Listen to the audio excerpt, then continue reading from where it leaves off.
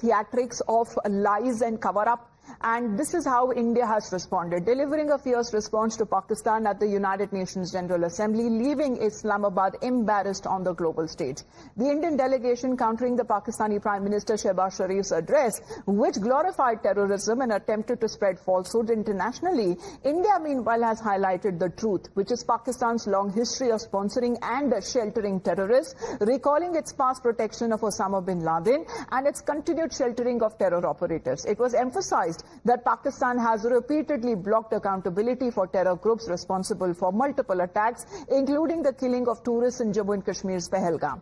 Now, the Indian side response exposed Pakistan's duplicity and theatrical displays at the UN, showing that no amount of drama or lies could hide facts. India, in fact, has also showcased its recent counter-terror operations, pointing to strikes on terror complexes in Bahawalpur and Muridke during Operation Sindoor. The delegation highlighted Pakistan's continued glorification of notorious terrorists, raising questions about the regime's intentions. Now, on the recent conflict with India, the response noted that Pakistan's threats of further attack, which abruptly ended the Indian forces destroying multiple Pakistani air bases and forcing Islamabad to plead for a ceasefire. India's assertive and uncompromising reply effectively shames Pakistan on a global stage.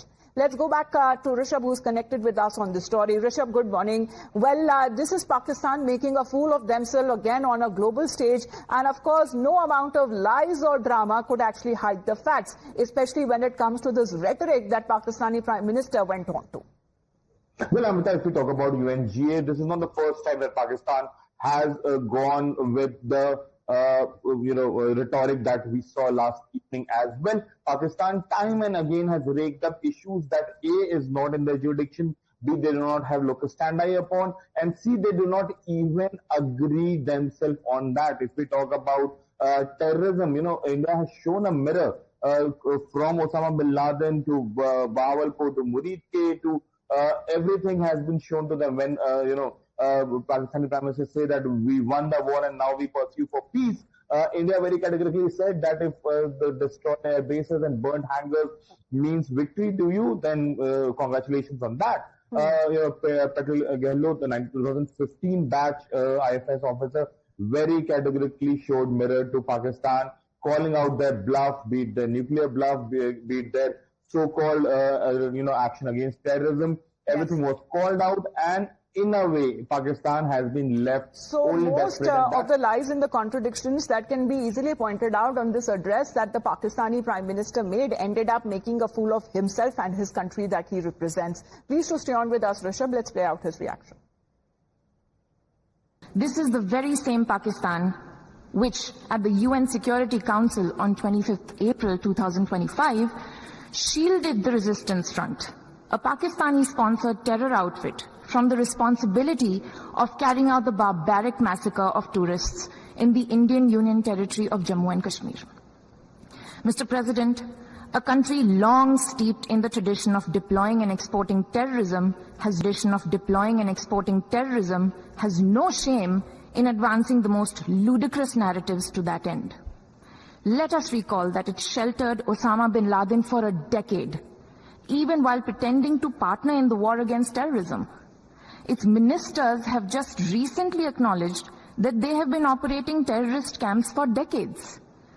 It should come as no surprise that once again this duplicity continues, this time at the level of its Prime Minister.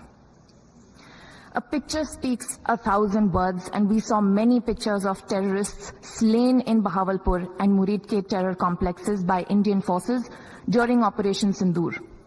When senior Pakistani military and civilian officials and pay homage to such notorious terrorists, can there be any doubt about the proclivities of this regime? The Prime Minister of Pakistan also advanced a bizarre account of the recent conflict with India. The record on this matter is clear. Till 9th May, Pakistan was threatening more attacks on India, but on 10th May, its military pleaded with us directly for a cessation to the fighting. The intervening event was the destruction caused to multiple Pakistani air bases by Indian forces. The pictures of that damage are, of course, publicly accessible. If destroyed runways and burnt out hangars look like victory, as the Prime Minister claimed, Pakistan is welcome to enjoy it. The truth is that, as in the past, Pakistan is responsible for a terrorist attack on innocent civilians in India. We have exercised the right to defend our people against such actions and have brought the organizers and perpetrators to justice. The Pakistani Prime Minister has spoken about wanting peace with India. If he is indeed sincere, the pathway is clear. Pakistan must immediately shut down all terrorist camps and hand over to us terrorists wanted in India. It is also ironic that a country which wallows in hate, bigotry and intolerance should preach to this assembly on matters of faith. The political and public discourse of Pakistan reflects its true nature.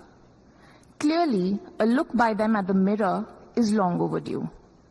Mr. President, India and Pakistan have long agreed that any outstanding issue between them will be addressed bilaterally. There is no room for any third party in that regard. This is our long-standing national position. Where terrorism is concerned, we are making it clear that there will be no distinction between the terrorists and their sponsors. Both will be held accountable. Nor will we allow terrorism to be practiced under the cover of a nuclear blackmail.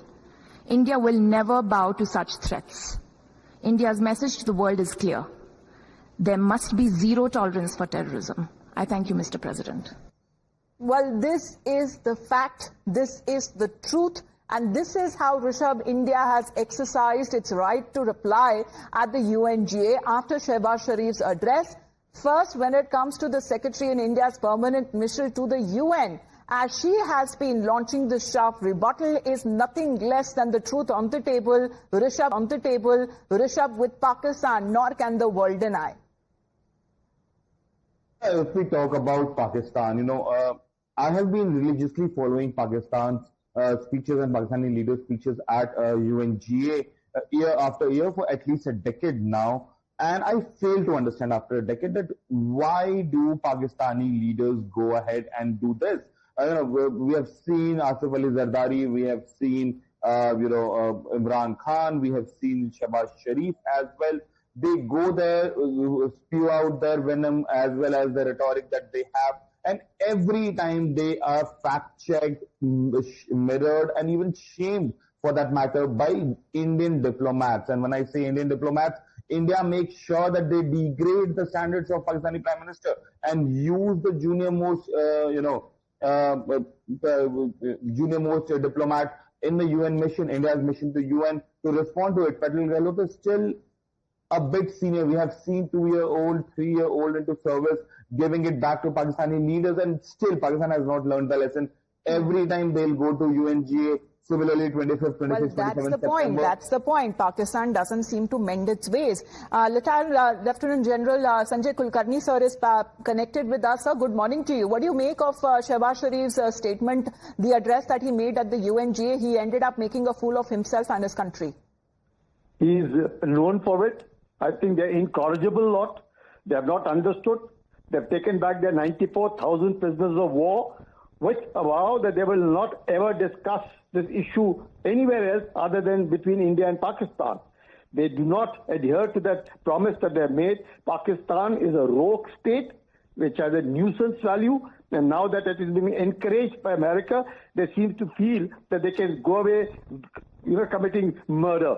They don't realize it, that this kind of making a fool of himself in the UN General Assembly, it's time that Shehbaz Sharif understands. It is time that their rabid Chief of the Army Staff understands that this is not the way if they wish to mend relations with their neighbor India.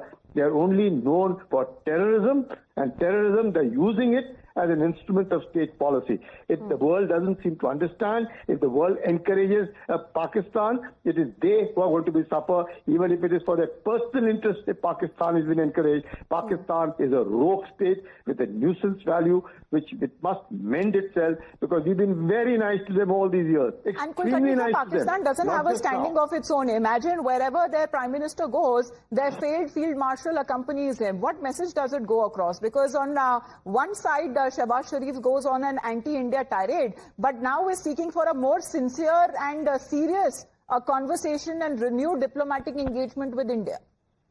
You know what happens? Asim Munir takes him along. Not that he takes Asim Munir along.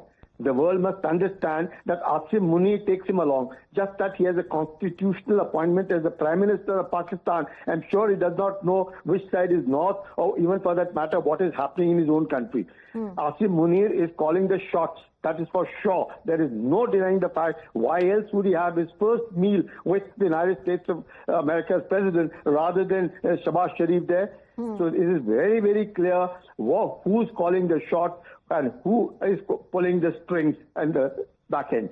All right. It's very important for us.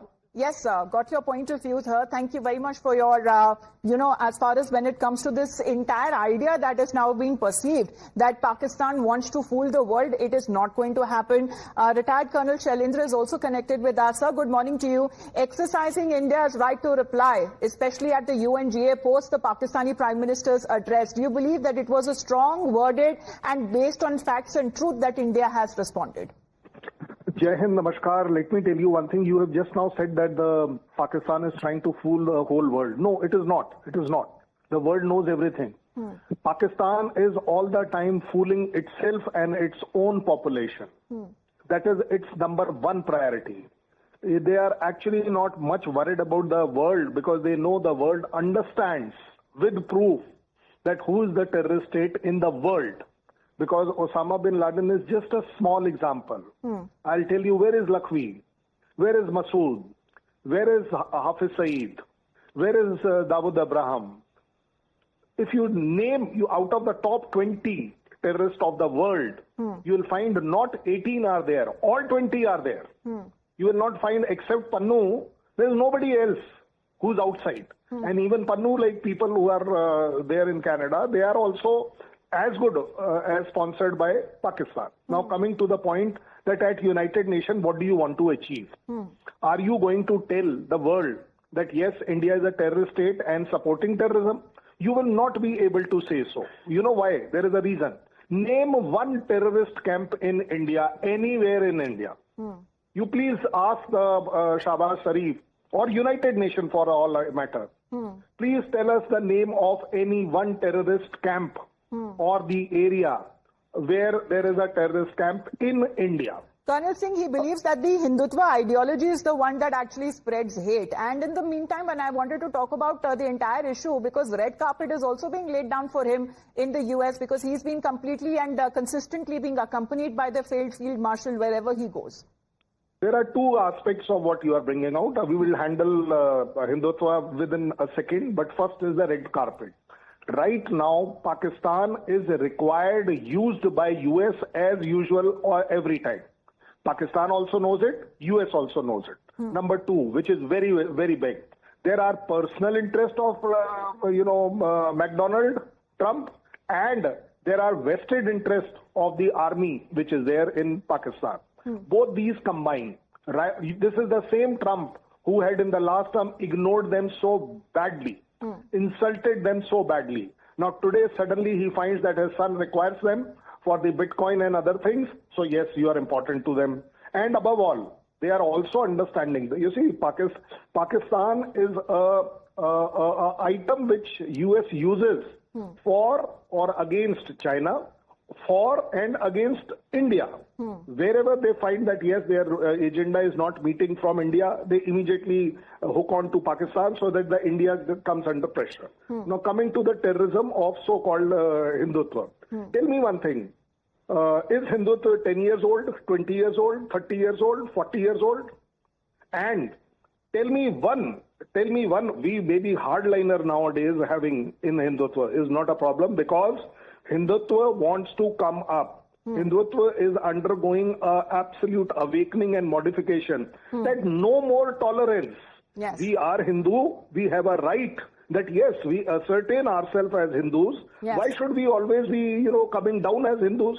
And if somebody's agenda is not being met, we are now taking a very clear stand. No more tolerance. Absolutely. If and you this are is proud the of new your India, religion, rather, that has been projected when it comes to exercising the right of response there, because talking about Operation Sindoor in particular, India's response was measured, It was non-escalatory and it was mainly focused on terror infrastructure which earlier avoided. It was non-escalatory and it was mainly focused on terror infrastructure which earlier avoided military targets and also civilians, but military targets thereafter were also decimated.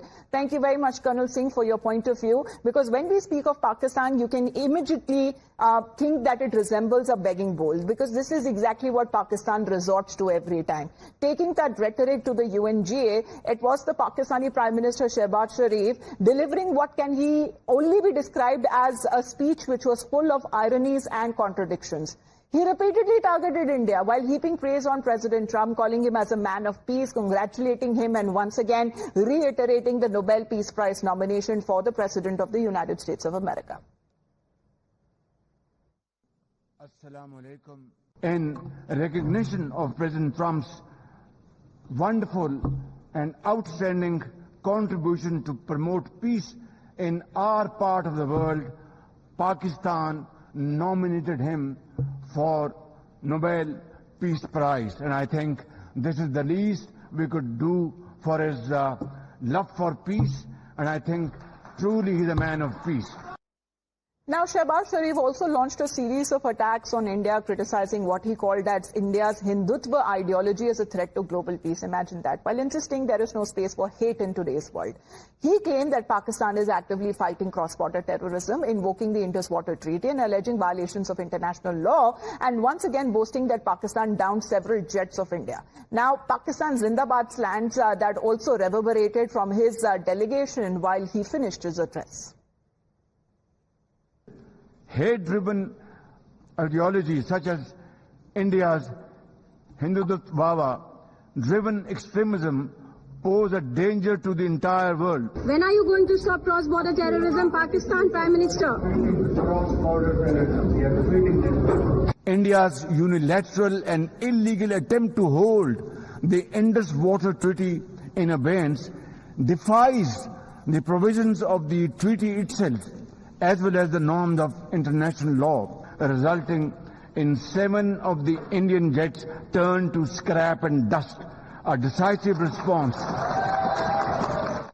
Well, Rishabh, back on that, because it seems that whatever statement that the Pakistani Prime Minister may give, of course, as far as on any global stage, will not change the truth. And this is exactly when we speak of Pakistan crying foul over no water being given to them, defeating cross-border terrorism. This is nothing but anti-India rhetoric. India has made it clear that any amount of provocation would immediately turn into an act of war. One thing is very clear, India post-Pahalgam is not going to take any nonsense from Islamabad. Indus Water Treaty is an abeyance, and come what may, India is not going to, remove the abeyance on Indus Water Treaty till India believes, quote unquote, India believes something substantial has been done against terrorism. What we are seeing after Operation Sindoor, we are seeing after Operation Sindoor outfits like Lashkar or for that matter Jaish or Hizbul are moving from Pakistani Punjab to Khyber Pakhtunkhwa. Reason? They believe that Punjab is in a range of Indian fighters now, Indian air warriors as well. So they are now planning to move to Khyber Pakhtunkhwa deep into Pakistani territory, forgetting that we do have hit Sargodha and beyond as well. M65 as well with MiG-21. Now we have supersonics or hypersonics as well, and we can hit as deep as we want. Yes. Just day before yesterday, we have. But there has been zero acknowledgement when it comes to the Pakistani Prime Minister talking of the devastation and the decimation that was left behind because India attacked their military targets and, of course, initially the terror hubs there. Not a single word that has come out of his mouth. Thank you very much for the moment, Rishabh, for joining in. But